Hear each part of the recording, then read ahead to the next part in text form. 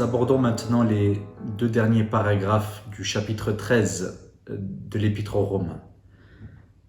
Dans les versets 8 à 10, il est question de l'amour.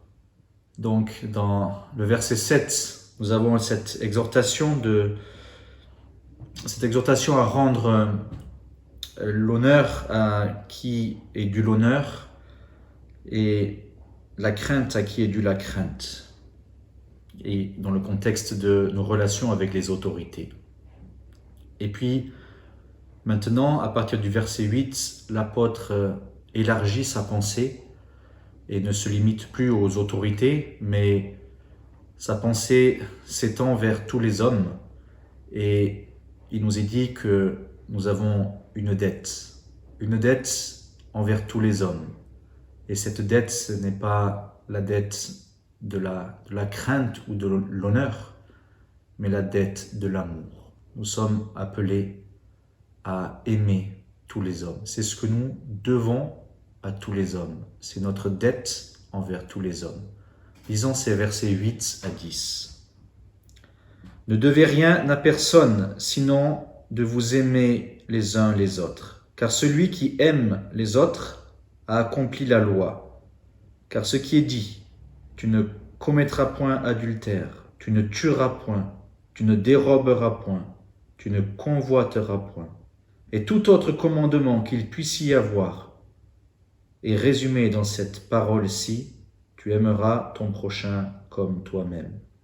L'amour ne fait point de mal au prochain, l'amour donc est la somme, la plénitude de la loi. Donc nous avons cette dette envers tous les hommes, cette dette de les aimer. Et il nous est dit ici que l'amour est la somme, la plénitude de la loi. La loi demandait à l'homme d'aimer son prochain. Et on se souvient de ce scribe qui avait interrogé notre Seigneur Jésus dans les évangiles. Quel est le plus grand des commandements ? Et le Seigneur lui avait dit, toi, comment lis-tu la loi ? Et il avait résumé la loi en deux parties. D'abord, tu aimeras ton Dieu de toute ta force, de toute ta pensée. Et puis, dans une deuxième partie, il avait dit, et tu aimeras ton prochain comme toi-même. En effet, il y a dans la loi ce qui est dû à Dieu, qui se résumait ainsi, tu aimeras ton Dieu de tout ton cœur, de toute ta force, de toute ta pensée. Mais ici, il est question, on va dire, de la deuxième partie des exigences de la loi, ce que nous devons à notre prochain, de l'aimer. Et ces commandements de ne pas commettre adultère, de ne pas tuer, de ne pas voler, de ne pas convoiter, eh bien, ils seront tous parfaitement accomplis si nous aimons notre prochain. Si j'aime mon prochain, je ne commettrai pas adultère vis-à-vis de lui. Je ne le tuerai pas, je ne le volerai pas. Et non plus, peut-être la chose la plus difficile, je ne le convoiterai pas ce qui est à lui. Donc voilà, en quelque sorte, la loi exigeait l'amour, mais la loi ne rendait pas l'homme capable d'aimer. L'homme est rendu capable d'aimer sous la grâce. Parce que sous la grâce, il reçoit une nouvelle vie, une nouvelle nature, une nouvelle puissance par l'Esprit Saint.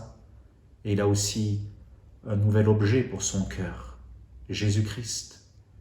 Et ainsi, il est rendu capable d'aimer. Et en aimant, il accomplit la loi.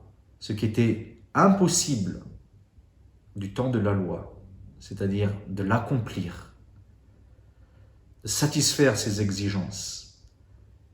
Aujourd'hui, non plus du temps de la loi, mais dans le temps de la grâce, nous sommes rendus capables d'accomplir ces exigences de la loi. Nous ne sommes pas sous la loi, nous sommes sous la grâce. Mais étant sous la grâce, nous sommes capables d'accomplir ce que la loi demandait, et notamment en termes d'amour vis-à-vis de notre prochain. L'amour est la somme de la loi. Et puis nous avons, dans le dernier paragraphe, dans les versets 11 à 14, nous avons des exhortations en rapport avec notre marche dans ce monde de ténèbres. Je vais lire ces versets. Et encore ceci, connaissant le temps, que c'est déjà l'heure de nous réveiller du sommeil, car maintenant le salut est plus près de nous que lorsque nous avons cru. La nuit est fort avancée, et le jour s'est approché. Rejetons donc les œuvres des ténèbres, et revêtons les armes de la lumière. Conduisons-nous honnêtement comme de jour, non point en orgie ni en ivrognerie, non point en impudicité ni en débauche, non point en querelle ni en envie, mais revêtez le Seigneur Jésus-Christ et ne prenez pas soin de la chair pour satisfaire à ses convoitises. Je ne rentrerai pas dans ces exhortations en détail, elles parlent puissamment d'elles-mêmes, mais peut-être 2 ou 3 remarques en rapport avec ces exhortations. Il nous est dit que le salut est plus près de nous que lorsque nous avons cru, que c'est l'heure de nous réveiller du sommeil. Ici, le salut envisagé n'est pas le salut de nos âmes que nous obtenons en croyant au Seigneur Jésus, mort sur la croix pour nos péchés et ressuscité pour notre justification, mais c'est le salut final, c'est la délivrance finale que nous obtiendrons quand notre Seigneur va venir nous chercher et nous prendre auprès de lui. Et bien plus nous vivons, plus nous approchons de ce moment-là. Et en nous approchant de ce moment-là, nous sentons le besoin, la nécessité de vivre d'une manière digne du Seigneur. Nous sentons que nous sommes dans un monde de ténèbres, un monde où la lumière de Dieu ne brille pas, où cette lumière est refusée. Un monde de ténèbres, parce que la lumière de Dieu est refusée. Bientôt, le jour va se lever, c'est-à-dire ce sera le moment où notre Seigneur va venir régner sur cette terre. Ce sera le jour en contraste avec la nuit. Mais aujourd'hui, alors que c'est encore la nuit, nous sommes appelés, nous, en tant que croyants, en tant qu'enfants de lumière, à briller dans ce monde de ténèbres. Et nous brillons en nous comportant d'une manière digne de Dieu, selon les exhortations qui nous sont données dans les versets.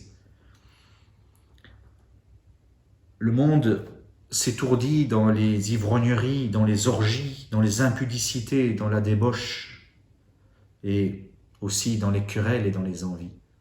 Le croyant tranche par un comportement de lumière, de sainteté, d'amour, de sobriété. Il revêt les armes de la lumière et il revêt le Seigneur Jésus-Christ. Dans cette expression, il revêt le Seigneur Jésus-Christ. Nous voyons que le croyant peut revêtir les caractères que notre Seigneur Jésus a manifestés durant sa vie. Ces caractères de lumière et d'amour, de sainteté, de bonté, de justice, de miséricorde.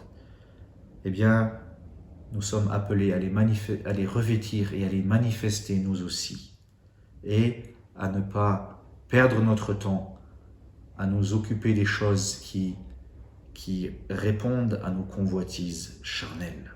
Revêtez le Seigneur Jésus-Christ et ne prenez pas soin de la chair pour satisfaire à ses convoitises. Nous sommes dans la nuit de ce monde parce que notre Seigneur, la lumière du monde, est rejetée. Bientôt il va venir et régner. Il sera alors le soleil de justice avec la guérison dans ses ailes, selon Malachie chapitre 4. Ça sera le jour, en contraste avec la nuit présente. Mais dans cette période de nuit, de ténèbres, nous pouvons, nous croyants, briller en manifestant les caractères de notre Seigneur Jésus.